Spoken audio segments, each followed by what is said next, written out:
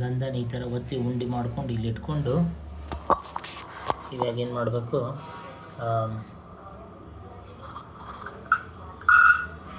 ಇಲ್ಲಿ ಇಲ್ಲಿ ಇನ್ನೊಂದದಲ್ಲ, ಇದು ಒಂದು ತೊಗೊಳ್ಬೇಕು. ಫಸ್ಟು ಸಾಲಿಗ್ರಾಮ ಎಲ್ಲದ್ರಾಗೂ ಇದು ಕಲಿ ಇರ್ತದಂತೇಳಿ ಮುಂದೆ ಅಡ್ಡ, ಸೊ ಅದನ್ನು ತೊಳ್ಕೊಂಬಿಡ್ಬೇಕು. ಸಾಲಿಗ್ರಾಮ ಶಿಲಾಯಂತ ನಿತ್ಯ ಸನ್ನಿಹಿತಕಲಿ ಭೀಮಸೇನ ಮಹಾಭಾವ ಬದಯ ಪೋತ ನಮ್ಕುರು ಅಂಥೇಳಿ ಇದನ್ನೆಲ್ಲ ತೊಳ್ಕೊಂಬಿಡ್ಬೇಕು ಹಿಂಗೆ. ಆಮೇಲೆ ಆ ನೀರನ್ನೆಲ್ಲ ತೊಗೊಂಬಿಡ್ಬೇಕು.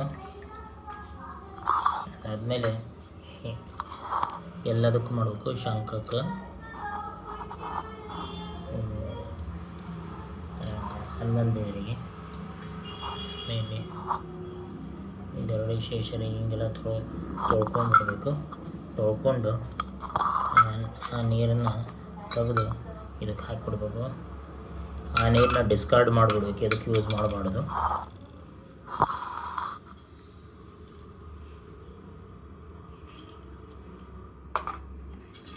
ಹಿಂಗೆ ತೆಗೆದು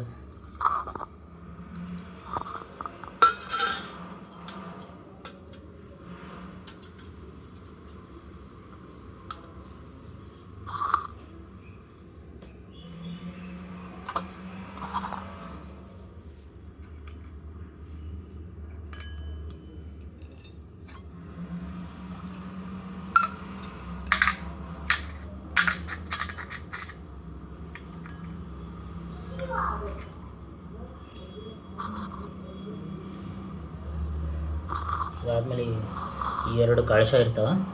ಅದು ಸ್ನಾನೀಯ ಕಳಶ, ಪೂರ್ಣಕುಂಭ ಕಳಶ ಅಂತ. ದೇವ್ರ ಪೂಜೆ ಮಾಡಬೇಕಾದ್ರೆ ದೇವರಿಗೆ 16 ಉಪಚಾರಗಳನ್ನು ಮಾಡಬೇಕು. ಅರ್ಘ್ಯ, ಪಾದ್ಯ, ಆಚಮನ, ಮಧುಪರ್ಕ ಅಂತೆಲ್ಲ ಬರ್ತವೆ.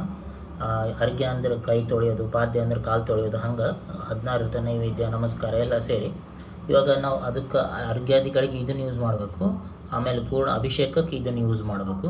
ಈ ಸಣ್ಣದ್ರಾಗ ಎಲ್ಲ ಗಂಧ, ತುಳಸಿ ಎಲ್ಲವೂ ಹಾಕಬೇಕು. ಕರ್ಪೂರ, ಕೇಸರಿ, ತುಳಸಿ ಎರಡರಾಗೂ ಹಾಕಬೇಕು. ಹಿಂಗೆ ಮಾಡಿದ್ಮೇಲೆ ಈ ದೇವರಿದಾರಲ್ಲ, ಇದಾದಮೇಲೆ ನಿರ್ಮಲ್ಯ ತೀರ್ಥ ರೆಡಿ ಮಾಡ್ಕೋಬೇಕು. ನಿರ್ಮಲ್ಯ ಅಂದರೆ ಬೆಳಗ್ಗೆ 6 ಗಂಟೆಗೆ ಮಾಡ್ಕೊಂಬಿಡ್ಬೇಕು ಅದನ್ನ. ಬಟ್ ಆಗದೇ ಇದ್ದ ಪಕ್ಷದಲ್ಲಿ ಇವಾಗ ಮಾಡ್ಕೋಬೇಕಂತಾರೆ. ಹಂಗೆ ಇವಾಗ ನಿರ್ಮಲ್ಯ ತೀರ್ಥ ಮಾಡ್ಕೋಬೇಕಂತ. ಮತ್ತು ಅದೇ ಸಹಸ್ರ ಈ ಥರ ತೊಗೊಂಡು ನಾರಾಯಣ, ಓಂ ನಮೋ ನಾರಾಯಣ ಅಂತ 8 ಸಾರಿ ಹೇಳಿ, ಓಂ ನಮೋ ನಾರಾಯಣ, ಓಂ ನಮೋ ನಾರಾಯಣ ಓಂ ಅಂತಂದು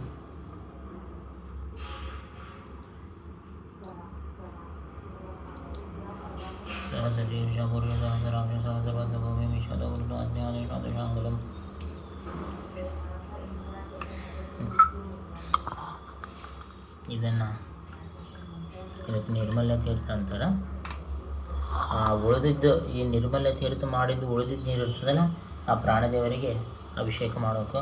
ಮಾತರ್ಮೇ ಮಾತರ್ಷನ್ ಬಿದರದೊಳಗುರು ಬೃಹದಷ್ಟಾಬ್ದ ಒಂದು ಸಾಮೇನ್ ಸರ್ವಾಂತರಾತ್ಮನ್ ನಜರ ಜರಯಿದ ಜನ್ಮವೃದ್ಧಾಮಯ ನಮ್ಮ ಗೋವಿಂದೇ ದೇವಿ ಭಕ್ತಿಂಚ ಮಹೋಜ ಭಗವಾನ್ ಊರ್ಜಿತಂ ನಿಮಿತ್ತಂ ನಿರ್ವಾಜಂ ಸದ್ಗುಣಾನ ಬಲಿತಂ ಶಾಶ್ವತೀಯ ವಾಸುದೇವ. ಅದಕ್ಕಿಂತ ಮುಂಚೆ ಶಂಖಕ್ಕೆ ಅಭಿಷೇಕ ಮಾಡ್ಕೊಂಡಿರ್ಬೇಕು. ಅದಾದಮೇಲೆ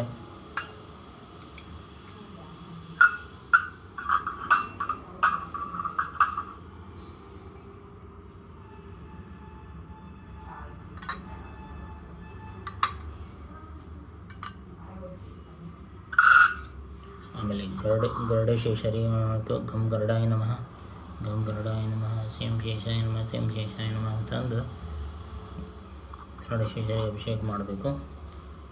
ಅದಾದಮೇಲೆ ಎಲ್ಲರಿಗೂ ಈ ನಿರ್ಮಲ್ಯ ತೀರ್ಥ ಕೊಡಬೇಕು.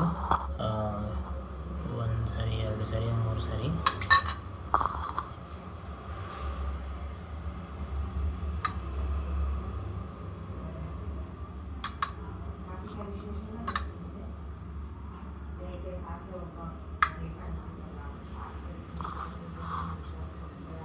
ಹಿಂಗೆ 3 ಸಾರಿ ಕೊಟ್ಟ ಮೇಲೆ ಇವಾಗ ಹನುಮಂತ ದೇವ್ರಿಗೆ ಅಭಿಷೇಕ ಮಾಡಿದರೆ ಅದು ಹನುಮಂತ ದೇವ್ರ ತೀರ್ಥ. ಅದನ್ನು ಒಂದು ಕಡೆ ತೆಗೆದು ಇಟ್ಕೋಬೇಕು.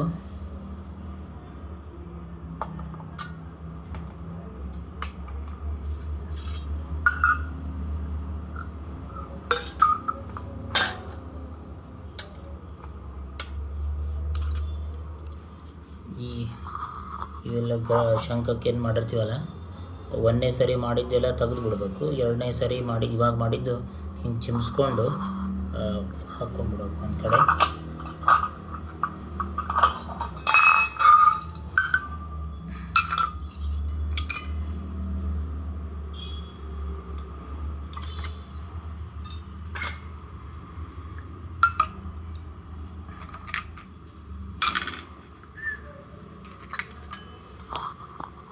ಗರುಡ ದೇವರಿಗೆ ಮಾಡಿದ್ದೆಲ್ಲ ಎಲ್ಲದನ್ನು ನಾವು ತೊಗೊಂಡು ಇವಾಗ ಹನುಮಂತ ದೇವ್ರು ಮಾಡಿದ್ದು ತಗೊಂಡಿವಲ್ಲ, ಇದು ಹನುಮಂತ ದೇವ್ರ ತೀರ್ಥ ಇಲ್ಲಿ ಇಟ್ಕೊಂಡ್ಬಿಡ್ಬೇಕು. ಇವಾಗ ದೇವ್ರ ಪೂಜೆ ಶುರು ಆಗ್ತದೆ. ಇದು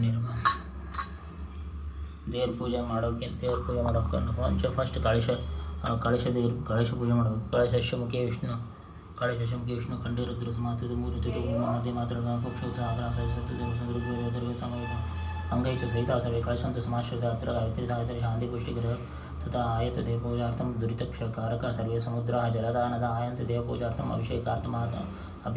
ಅಭಿಷೇಕಾರ್ಥಮಾದರಾತ್ ಎಲ್ಲ ಅಭಿಷೇಕಕ್ಕೆಲ್ಲ ಗಂಗೆ ಮೂರುವರೆ ಕೋಟಿ ತೀರ್ಥಗಳು ಬರಬೇಕಂತ ಪ್ರಾರ್ಥನೆ ಮಾಡಬೇಕು. ಇದರಲ್ಲಿ ಸ್ನಾನೀಯ ಕಳಶದಲ್ಲಿ 101 ದೇವತೆಗಳನ್ನು ಆಹ್ವಾನ ಮಾಡಬೇಕು. ಅಜಾದಿ ಶತ ಕಲಾದೇವತೆಗಳ ಕಲಾ ಸಹಿತ ಶ್ರೀ ಲಕ್ಷ್ಮೀನಾರಾಯಣಂ ಸೂರ್ಯಮಂಡಲಾತ್ ಆಹ್ವಾನ, ಸೂರ್ಯನಿಂದ ಆಹ್ವಾನ ಮಾಡಬೇಕು. ಇದರಲ್ಲಿ ಶಿಂಶುಮಾರಾದಿ ಶತಕಲಾ ಸಹಿತಂ ಶ್ರೀ ಲಕ್ಷ್ಮೀನಾರಾಯಣಂ ಸೂರ್ಯಮಂಡಲಾತ್ ಆವಾಯಾಮಿ ಅಂತೇಳಿ ಇದರಲ್ಲಿ ಏನು ಮಾಡಬೇಕು, ಸೂರ್ಯಮಂಡಲದಿಂದ 101 ದೇವತೆಗಳನ್ನ ಆಹ್ವಾನ ಮಾಡಿ ಎಲ್ಲ ಪವಿತ್ರ ನಿರ್ವಿಷೀಕರಣಾರ್ಥಂ ತಾರಕ್ಷಮುದ್ರಂ ಪ್ರದರ್ಶಾಮಿ ಅಮೃತೀಕರಣಾರ್ಥಂ ದೇವದ್ರಂ ಪ್ರದರ್ಶಯಾಮಿ ಪವಿತ್ರೀಕರಣಾರ್ಥಂ ಶಂಖಮುದ್ರಂ ಪ್ರದರ್ಶಯಾಮಿ ಚಕ್ರಮುದ್ರಂ ಪ್ರದರ್ಶಯಾಮಿ ಶಂಖಮುದ್ರಂ ಪ್ರದರ್ಶಯಾಮಿ ಗದಾಮುದ್ರಂ ಪ್ರದರ್ಶಯಾಮಿ ಪವಿತ್ರೀಕರಣ ಪದ್ಮುದ್ರಂ ಪ್ರದರ್ಶಯಾಮಿ ಎಲ್ಲ ಮಾಡಿ ಅರ್ಘ್ಯಾದಿ ಷೋಡಶೋಪಚಾರ ಒಂದು ನೀರು ಇಟ್ಕೊಳ್ಬೇಕು. ಅರ್ಘ್ಯಾದಿ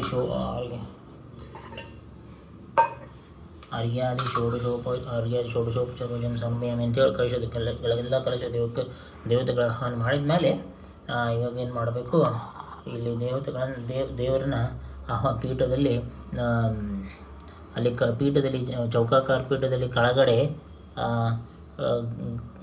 ಕೆಳಗಡೆ ವೇದವ್ಯಾಸ, ದುರ್ಗಾ ಹಂಗೆ ದೇವತೆಗಳಿರ್ತಾರೆ. ಸರಸ್ವತಿ, ವೇದವ್ಯಾಸ, ಗರುಡರು, ಆಮೇಲೆ ಸರಸ್ವತಿ, ದುರ್ಗಾ ಅಂತ ದೇವತೆಗಳಿರ್ತಾರೆ. ದುರ್ಗಾ, ಸರಸ್ವತಿ 4.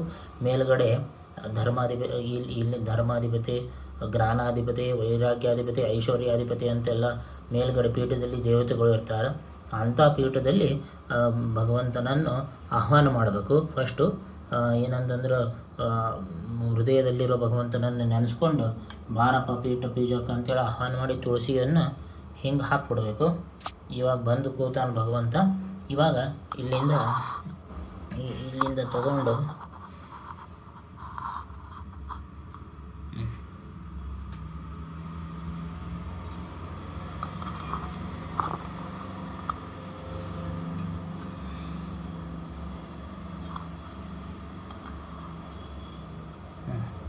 ಓಂ ನಮೋ ನಾರಾಯಣಂ ಅರ್ಘ್ಯಂ ಸಮರ್ಪಯಾಮಿ, ಓಂ ನಮೋ ನಾರಾಯಣಂ ಪಾದ್ಯಂ ಸಮರ್ಪಯಾಮಿ, ಓಂ ನಮೋ ನಾರಾಯಣಂ ಆಚಮನೀಯಂ ಸಮರ್ಪಯಾಮಿ, ಓಂ ನಮೋ ನಾರಾಯಣಂ ಮಧುಪರ್ಕಂ ಸಮರ್ಪಯಾಮಿ. ಅರ್ಘ್ಯ ಪಾದ್ಯ ಆಚಮನ ಆದಮೇಲೆ ಮಧುಪರ್ಕ, ಇದು ವೆಲ್ಕಮ್ ಡ್ರಿಂಕ್.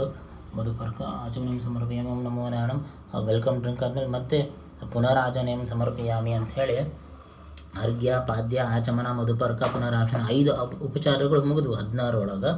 ಅದಾದಮೇಲೆ ಏನು ಮಾಡಬೇಕು, ಸ್ನಾನ ಮಾಡಿಸ್ಬೇಕು. ಸ್ನಾನ ಮಾಡಿಸ್ಬೇಕಂದ್ರೆ ಈ ಫಸ್ಟ್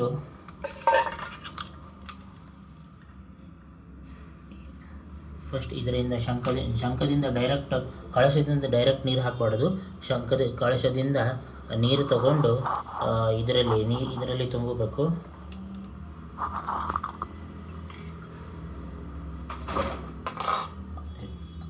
ಓಂ ಶನ್ನೋ ಮಿತ್ರ ಶಂ ವರುಣಃ ಶನ್ನೋ ಭವತ್ಸರ್ಗಮಃ ಶನ್ನ ಇಂದ್ರೋ ಬೃಹಸ್ಪತಿ ಶನ್ನೋ ವಿಷ್ಣುರುಕ್ರಮಃ ನಮೋ ಬ್ರಹ್ಮಣೇ ನಮಸ್ತೆ ವಾಯೋ ತ್ವಮೇವ ಪ್ರತ್ಯಕ್ಷಂ ಬ್ರಹ್ಮಾಸಿ ತ್ವಮೇವ ಪ್ರತ್ಯಕ್ಷಂ ಬ್ರಹ್ಮ ವದಿಷ್ಯಾಮಿ ಋತಂ ವದಿಷ್ಯಾಮಿ ಸತ್ಯಂ ವದಿಷ್ಯಾಮಿ ತನ್ಮಾಮವತು ತದ್ವಕ್ತಾರಮವತು ಮಾಂ ಅವತು ವಕ್ತಾರಂ. ಓಂ ಶಾಂತಿ ಶಾಂತಿ. ಶಾಂತಿ. ಸಹನಾವತು ಸಹನೌ ಭುನಕ್ತು ಸಹ ವೀರ್ಯಂಕರವಾವಹೈ ತೇಜಸ್ವಿನಾವಧೀತಮಸ್ತು ಮಾ ವಿದ್ವಿಷಾವಹೈ. ಓಂ ಶಾಂತಿ ಶಾಂತಿ ಶಾಂತಿ. ಶಮ್ಯೋ ದೇವಿರಭಿಷ್ಟಯ ಆಪೋ ಭವಂತು ಈಶಯೇ ಶಮ್ಯೋರಭಿಶ್ರವಂತು ನಃ ಅಂಥೇಳಿ ಶಂಖದಿಂದ ಅಭಿಷೇಕ ಮಾಡಿದ ಮೇಲೆ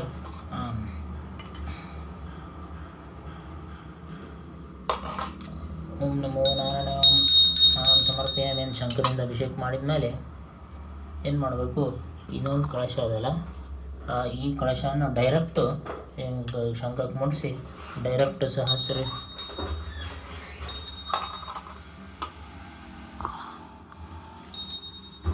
ಡೈರೆಕ್ಟ್ ಅಭಿಷೇಕ ಮಾಡಬೇಕು. ಸಹಸ್ರಶೀರ್ಷ ಪುರುಷ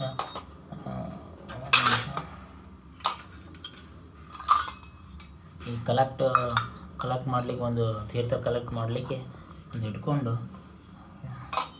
ಓಂ ಇದರ ಗಂಧ ಎಲ್ಲ ಹಾಕಿರ್ತೀವಿ ಅದನ್ನು ಅಭಿಷೇಕ ಮಾಡಬೇಕು. ಓಂ ಸಹಸ್ರಶೀರ್ಷ ಪುರುಷ ಸಹಸ್ರವಾರ್ ನಭೂಮಿಂ ವಿಶ್ವದಾದಿಷ್ಟಂಗಶಾಂಗುಲಂ ಗುರುಯೇ ವೇದಂ ಸರ್ವಂ ಯದ್ಭೂತಂ ಯಚ್ಚ. ಹೀಗೆ ಇವಾಗ ಏನಾಯಿತು, ಇವಾಗ ಪೂಜೆ ಆಯಿತು. ಈ ತೀರ್ಥವನ್ನೆಲ್ಲ ತಗೊಂಡು ಇದಾದಮೇಲೆ ಸ್ನಾನ ಮಾಡಿಸಿದ ಮೇಲೆ ವಸ್ತ್ರಯುಗ್ಮಂ ಸಮರ್ಪಯಾಮಿ ಅಂಥೇಳಿ ಭಗವಂತನಿಗೆ, ಯುಗ್ಮ ಅಂದರೆ 2, ವಸ್ತ್ರಯುಗ್ಮಂ ಸಮರ್ಪಯಾಮಿ ಅಂಥೇಳಿ ಭಗವಂತನಿಗೆ 2 ವಸ್ತ್ರಗಳನ್ನು ಕೊಡಬೇಕು.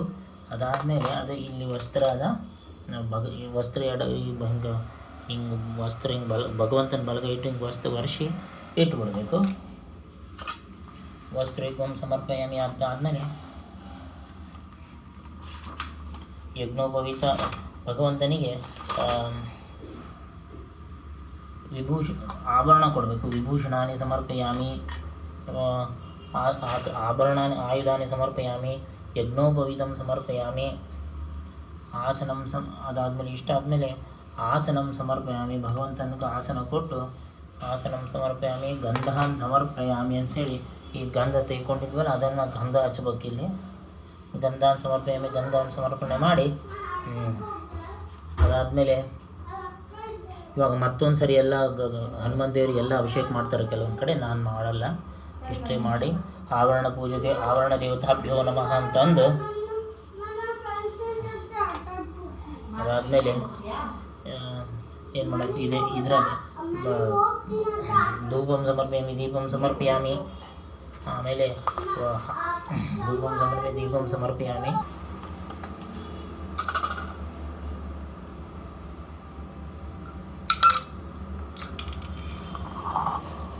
ಬಾಕಿ ಟೈಮಾಗ ಶಂಖ ಹಿಂಗೆ ಇಟ್ಕೋಬೇಕು. ಅಭಿಷೇಕ ಆಗಬೇಕಾದ್ರೆ ಅಷ್ಟೇ ನೀರು ತುಂಬಿಸ್ಲಿಕ್ಕೆ ತಿರುಗಿಸ್ಬೇಕು. ಅದಾದಮೇಲೆ ಎಲ್ಲ ಆಯಿತು. ಇವಾಗ ಮೃತ್ಯಾಚ ನಾಮೋಕ್ತ ತಪ ಪೂಜಾ ಕ್ರಿಯಾದಿಶು ಎಲ್ಲ ಭಗವಂತನಿಗೆ ಎಲ್ಲ ಪೂಜೆ ಆದಮೇಲೆ ಮೃತ್ಯಾಚ ನಾಮೋಕ್ತ ತಪ ಪೂಜಾ ಕ್ರಿಯಾದಿಶು ನೂನ್ಯಂ ಸಂಪೂರ್ಣತಾಂ ಯಾತ್ ಸಿದ್ಧವಂತ ನೂನ್ಯಂ ಸಂಪೂರ್ಣತಾಂ ಅಂತಂದು ಭಗವಂತ ಪೂಜಾಗ್ನಿಯಂ ಸಂಪೂರ್ಣತಾಂ ಯಾತ್ ಸಿದ್ಧವಂತೆ ತಮಚ್ಯುತ ಮಂತ್ರೇನ ಪ್ರಿಯಾಯನ ಭಕ್ತೇನ ರಮಾಪತೆ ಯತ್ ಕೃತಂತು ಮಯ ದೇವ ಪರಿಪೂರ್ಣಂ ತದಸ್ತಿ. ಅದೇನೋ ನ್ಯೂನ್ಯ ಇದ್ದರೆ ಅದನ್ನು ಸಂಪೂರ್ಣ ಮಾಡಪ್ಪ ಭಗವಂತಂದು ಅನಯ ಯಥಾಸಂ ಮಯಾ ಕೃತಯ ಭಗವತ್ ಪೂಜಾ ಆಚಾರ್ಯ ವೃದ್ಧನಿವಾಸಿ ಲಕ್ಷ್ಮೀನಾರಾಯಣ ಪ್ರಿಯತಾಂ ಭಗವಂತ ಮಧ್ವಾಂತರಗತ ಶ್ರೀಕೃಷ್ಣಾರ್ಪಣಮಸ್ತಂದು ಒಳಗೆ ಭಗವಂತನ ಆಹ್ವಾನ ಮಾಡಿರ್ತೀವಲ್ಲ ಅಲ್ಲಿ ಅದನ್ನು ಮತ್ತೆ ಪುನರ್ ಆಹ್ವಾನ ಮಾಡಬೇಕು. ಹೃದಯದಾಗ ಕ್ಯಾಚೆ ತ್ವಾಂ ಋಷಿಕೇಶ ನಮಾಮಿ ಪುರುಷೋತ್ತಮ ಹೃದಯ ಕುರು ಸಂವಾಸಂ ಶ್ರೇಯಸ್ಸ ಜಗತ್ಪತೆ ನಾಹಂ ಕರ್ತ ಹರಿ ಕರ್ತ ತತ್ಪೂಜಾ ಕರ್ಮ ಚಾಕಿಲಂ ತಥಾಪಿ ಮತ್ಕೃತ ಪೂಜಾ ತತ್ಪ್ರಸಾದೇನ ನಾನ್ಯಥ ಅಂತಂದು ಭಗವಂತನ ಯೇ ಹಿ ಪ್ರತಿಮಾಸ್ಥಿತ ಭಗವನ್, ಪ್ರತಿಮೆಯಲ್ಲಿ ಕೂತಿರೋ ಭಗವಂತನ ಯೇ ಹಿ ಪ್ರತಿಮಾಸ್ಥಿತ ಭಗವನ್ ಸಶ್ರೀಕಂ ಸಪರಿವಾರಂ ಭವಂತಂ ಮಮ ಹೃತ್ಕಮಲೆ ಪುನರಾಹ್ಮಯಾಮಿ ಅಂತಂದು ಪ್ರಾರ್ಥನೆ ಮಾಡಿ ನಮ್ಮ ಹೃದಯದಾಗ ಮತ್ತು ವಾಪಸ್ ಕರ್ಕೋಬೇಕು.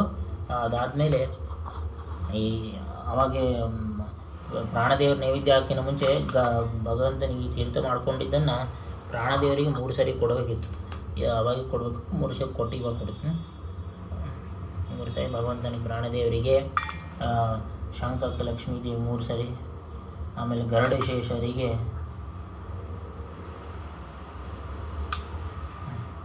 ಎಲ್ಲ ಕೊಟ್ಟು ಭಗವಂತನಿಗೆ ಸಮಸ್ತ ರಾಯರಿಗೆ ಮಧ್ವಾಂತರ್ಗತ ಕೃಷ್ಣಾರ್ಪಣ ಅಂದ್ಬಿಟ್ರೆ ಇಲ್ಲಿಗೆ ಪೂಜೆ ಮುಗಿತು. ಮತ್ತು ಯಥಾರ್ ಪ್ರಕಾರ ಎಲ್ಲ ದೇವತೆಗಳನ್ನು ಭುಜಂಗಿಸಿ ಪೀಠದಾಗ ಇಟ್ಬಿಡ್ಬೇಕು.